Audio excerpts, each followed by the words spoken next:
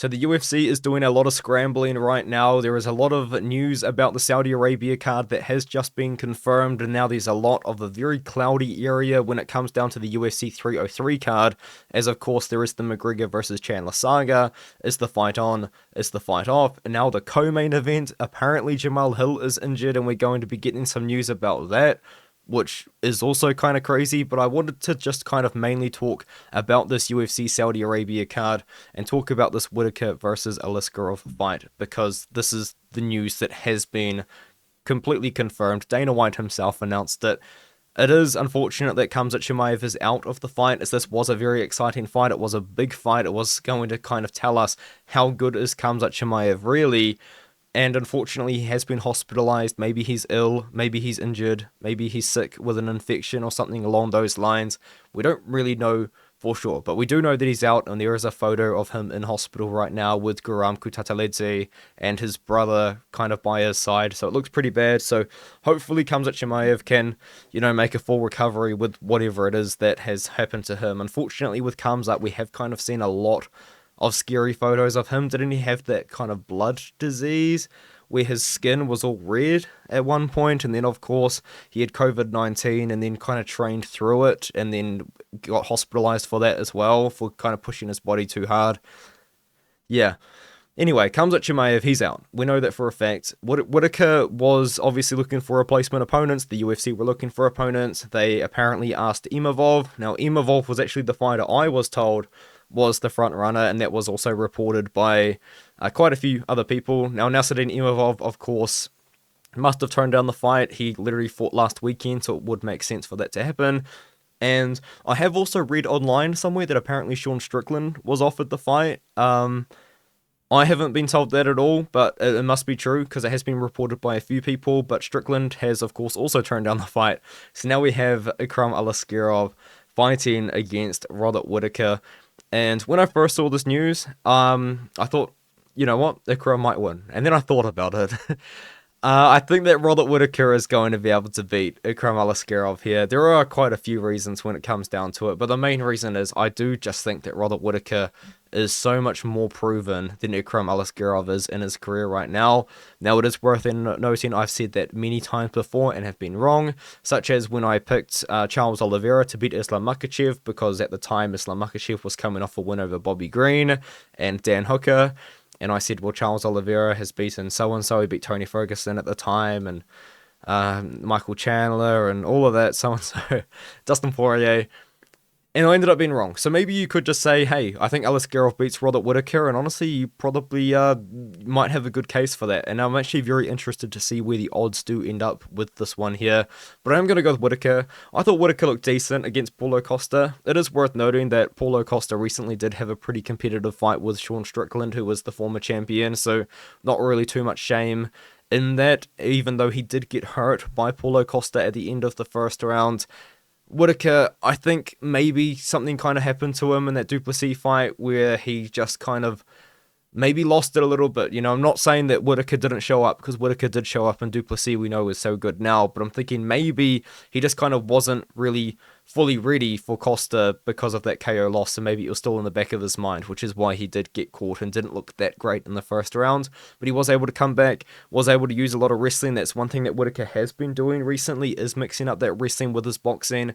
I don't think he's going to look to take down Ikram Aliskerov in this fight, just because I think striking wise he is the more technical striker, and Aliskerov is of course a very dangerous wrestler, a very dangerous grappler. I think he's like a Sambo world champion, Sambo European champion, multiple times over and over.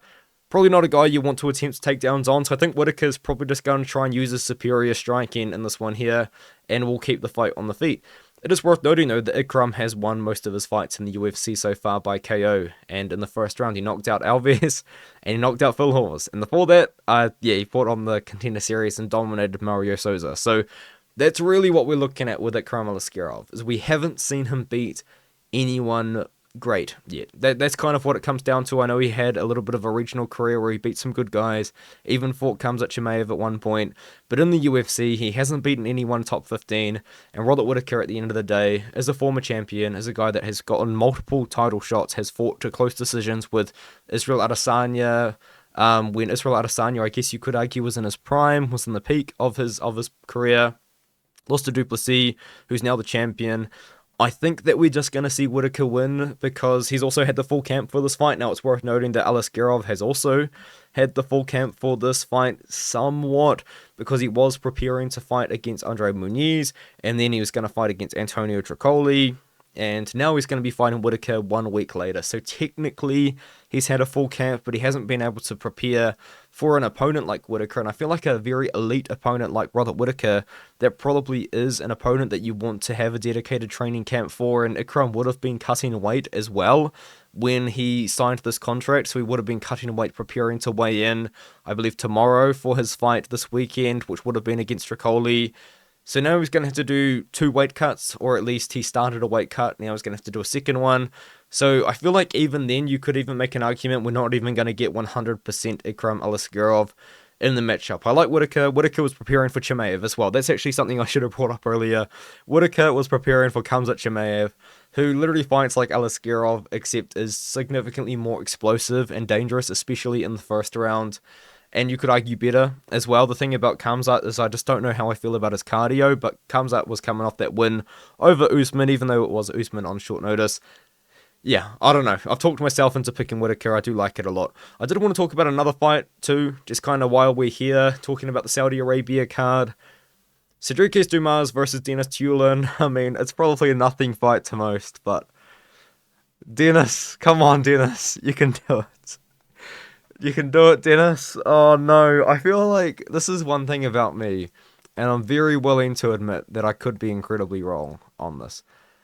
I think Dennis is a better fighter than people give him credit for, and maybe it's just because I think that I think he can win the fight. But it is worth noting that, of course, I did pick him to lose against Kizrev. He fought that on short notice when nobody else would, by the way. That's why I like him. He's savage like that. He showed decent wrestling defense in that fight. And then he didn't look that good against Pickett. But he won the fight. I picked him to win that fight.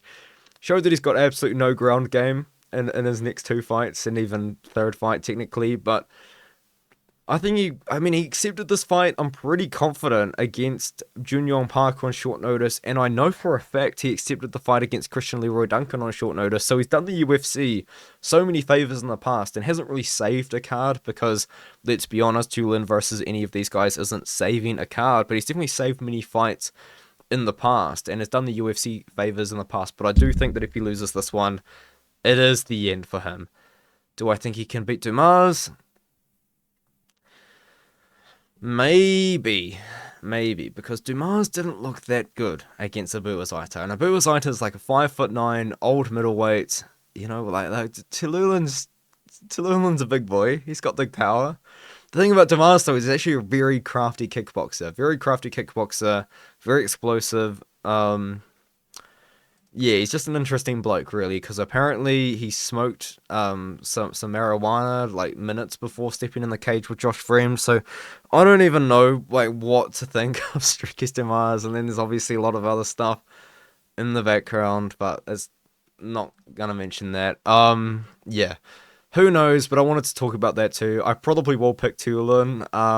I feel like that could be one of the worst picks of all time, but I think I might do it. Honestly, I just don't know how I feel about Dumas on short notice, having to travel all the way to Saudi Arabia. And I also feel like Tulin, he's in Dubai right now. He's been training in Dubai. He's not messing around. He knows his career's on the line. Let's go. And then, what's the other thing? UFC 303. Okay, so the thing about UFC 303 is I have been told things that I will not repeat, because I feel like if I say stuff, then I'm never going to be trusted again. But there are reports out there that people are reporting, and it is the same things that I've been told. Now, Ariel Helwani is posting a lot of very cryptic stuff. I feel like he's probably been told more detailed. I mean, Ariel Helwani knows more than me, 100%. He knows probably 100 times more than me. But he's obviously been told not to say anything, but he kind of probably thinks that he's the guy that's letting the people know what's really going on, you know? Whereas he's kind of just kind of leading people on, potentially. But I feel like the thing about the McGregor situation, if you want my honest opinion, don't believe anything you read until Dana White himself announces it or Conor McGregor does. Because the thing about Conor McGregor is he's such a big name, there's no way the UFC will let things kind of slide, talking about how he's going to pull out and this and that, especially on the International Fight Week card, unless they have something going. Now, apparently, Conor McGregor, it's not looking positive according to Ariel Helwani. Now, there has been rumoured replacements as well, of course, replacement fights, but that's kind of seeming like there might not be any of those either. It's looking interesting for 303, but I don't really want to talk about the main event because although I do know some stuff, at the end of the day I know nothing, because just wait until Dana White says something, because what I've been told probably isn't even the story right now. I mean, the thing is, the situation is so volatile, the story's probably changing every 4 hours. I don't know what McGregor's up to. Chandler's very confident the fight's still happening. Ariel Helwani seems to not be. It's all over the place. And then with the co-main event, apparently Jamal Hill is injured. Which is a bit of a change of pace, considering 2 days ago he was yapping on Twitter. He was yapping. He was saying that he was going to knock out Alex Pereira the next time he saw him, all this and that. Now he's out against Olberg, so I don't really know what's going on with him. I was actually kind of thinking that Olberg was going to beat Hill, which would have been crazy, because he's been talking about how he's going to knock out Alex Pereira in the rematch and all this and that, and then Olberg just goes and beats him. That would have been probably the funniest thing ever. But it seems like maybe the co-main event's not happening. Full Violence posted the Diego Lopez versus Brian Ortega fight. I was told about that yesterday, I think, that it was happening, and then if you could put 2 and 2 together, because Diego Lopez posted on his Instagram story of him cutting weight. I mean, that tells you that Diego Lopez was preparing for a fight. So that was confirmed to me. Then Diego Lopez confirmed it himself, pretty much. Now it's been officially confirmed. Now, is that the co-main event? Who knows? I kind of do hope that we still get Olberg versus Hill, but it's not really looking likely. But yeah, talk about the Lopez versus Ortega fight. I'm going to pick Lopez in that one there. I think that Lopez is the most powerful guy at 145 pounds, and I think that was confirmed to me when he fought against Sadiq Youssef, I should say. Sorry, got him confused with Dumas there for a second with the with the first name, but yeah, I do think that Diego Lopez is the most powerful guy at 145 pounds, and I think that he's going to be too much for him. And even then about Lopez, as he could potentially be one of the better grapplers at the weight class. Now, a lot of people think that Ortega's the best pure grappler at 145.